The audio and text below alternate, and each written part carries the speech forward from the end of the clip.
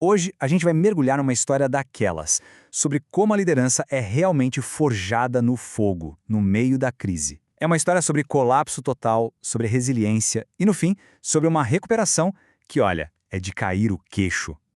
Pensa só nessa cena. Voltar para casa e não encontrar absolutamente nada. Só cinzas. Pois é, essa foi a realidade que um líder chamado Davi e seus 600 homens encontraram. Um colapso total. Um verdadeiro pesadelo. Então, vamos entender o ponto de partida de tudo isso. O desastre lá em Ziklag. Foi ali que o mundo deles literalmente desmoronou.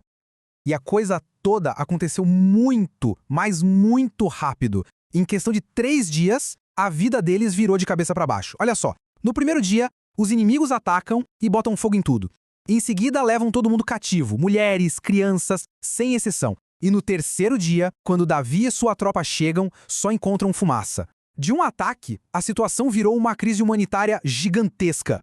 A dor foi tão absurda que o relato diz que eles choraram até não terem mais força para chorar. Imagina isso, a força física acabar de tanto chorar. Isso aqui vai muito além de uma derrota militar, gente. Foi uma ferida pessoal profunda para cada um daqueles homens. E é exatamente aqui, no fundo do poço, que a verdadeira liderança é colocada à prova. O que um líder faz quando tudo, absolutamente tudo, parece perdido? E aqui, a história se divide em duas. De um lado, o povo, consumido pela amargura, querendo descontar a raiva em alguém, e esse alguém era Davi. Eles falavam em apedrejá-lo. Do outro lado, Davi, também angustiado, claro, mas a resposta dele foi diferente. Ele buscou força em outro lugar. E essa decisão mudou tudo. Essa é a prova de fogo da liderança, né? Como guiar um grupo que não acredita mais em quem está no comando. Quando a sua própria equipe se volta contra você, qual é o próximo passo?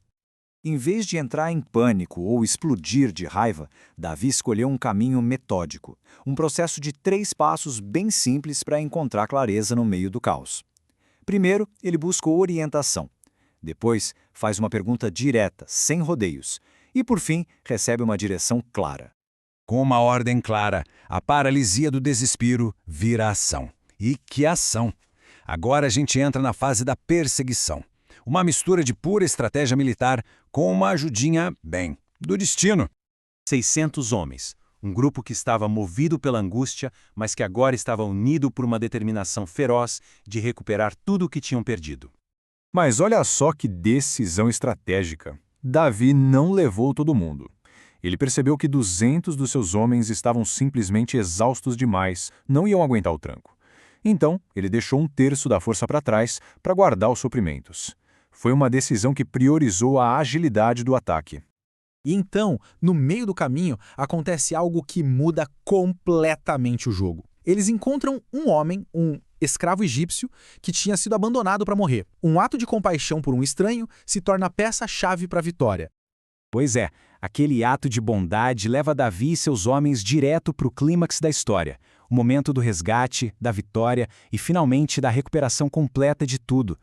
A informação que eles conseguiram com o egípcio os levou a uma cena de pura arrogância. Os inimigos estavam lá, completamente espalhados. Comendo, bebendo, dançando, estavam comemorando, achando que já estava tudo ganho. Nem se deram ao trabalho de posicionar guardas. Estavam totalmente vulneráveis. O ataque surpresa foi rápido e letal. O resultado, uma vitória esmagadora. Quase todos os inimigos foram abatidos. E o mais importante, 100% dos cativos e dos bens foram recuperados. E aqui está a confirmação final. Ninguém lhes faltou. Aquela promessa lá do começo de que ele recuperaria tudo foi cumprida ao pé da letra. Uma recuperação total nos mínimos detalhes. A batalha externa tinha sido vencida. Mas como acontece muitas vezes, a vitória trouxe um novo desafio. Dessa vez, um desafio interno. Como dividir tudo o que foi conquistado de volta? E o conflito era claro. Os que lutaram na linha de frente achavam que mereciam tudo. A visão deles era, quem ficou para trás não leva nada não, só a família de volta e pronto. Mas aí Davi intervém com um princípio radical de justiça. A recompensa vai ser igual para todos. Quem lutou e quem ficou guardando a bagagem, a parte é a mesma. E essa decisão não foi só para aquele momento, não. Ela foi tão impactante que se tornou uma lei, um legado. Uma lei que reconhece o valor de cada papel dentro de uma equipe. Não importa se a pessoa está na linha de frente ou dando suporte na retaguarda. E para fechar, tem uma última camada da genialidade estratégica de Davi. Ele não viu os despojos só como recompensa para os seus homens. Ele usou parte do que foi recuperado como uma ferramenta para construir pontes, para fortalecer alianças com os vizinhos, para garantir o futuro. No final, essa história toda deixa a gente com uma pergunta, né? O que as decisões de um líder depois da vitória revelam sobre seu verdadeiro caráter e sua visão de futuro? Porque talvez o teste final da liderança não seja superar a crise, mas a sabedoria e a justiça que se demonstra depois que a crise passou.